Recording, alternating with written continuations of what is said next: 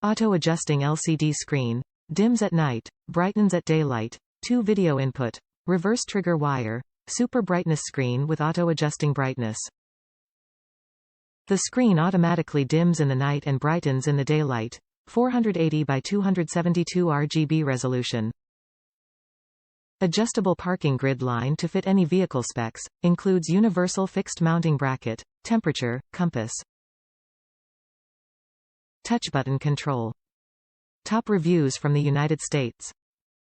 Goodbye. I love this rear view mirror with built-in monitor, even though the compass doesn't work. I'll give pros and cons of my experience now that I've had the unit over a year. It is installed in my 2008 Nissan Sentra and paired with an Esky rear view camera. Pros. The monitor has been operating flawlessly for going on the second year. The mirror looks good. It's well built and has a nice, unassuming design with no markings or external buttons.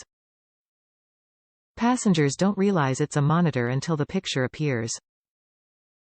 The cable cover hides the cables nicely. The mirror itself is good, I can see no distortion in it. The mirror is larger than the OEM mirror that came with the car, so it gives a wider and taller view. The picture is clear, bright and detailed, even in bright daylight. The picture starts in night mode, then brightens in the presence of daylight in a couple seconds. The monitor has 2 video inputs. Video 1, when selected, is on all the time. You could use this for a front or side view camera. Video 2, which I have as the default, comes on only when it receives a signal from the camera, which is only on when the car is in reverse. The unit comes with a remote control.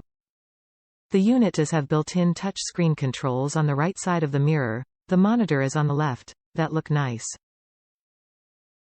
However, it's easier to use the remote because all the controls are clearly marked, and you don't end up with fingerprints on the mirror. The unit was very easy to install. The camera was another matter.